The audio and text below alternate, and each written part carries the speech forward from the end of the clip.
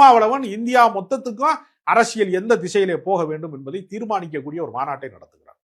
அதுல ஒரு 1000 பேர் கோட் சூட் போட்டுவாங்க அப்படின்னு ஏற்கனவே ஒரு மாநாடுல சொல்லியிருந்தாரு. இன்னைக்கே போய் அளவு கொடுத்து தைச்சிருங்க கோட்டுன்னு. அந்த அடையாளத்தை எப்படி பாக்குறீங்க? அதாவது கோட்டு சூட்டு போட்டிருந்த காந்தி கோவணம் கட்டியதும், கோவணம் கட்டுகிற வாழ்க்கையை தான் நீ வாழ வேண்டும் என்று உழைக்கிற மக்கள், பட்டியலின மக்களை பார்த்து சொன்னவர்களுக்கு மத்தியில் கோட்டு அணிந்ததும் ஒரு வரலாற்று முக்கியத்துவம் வாய்ந்தது.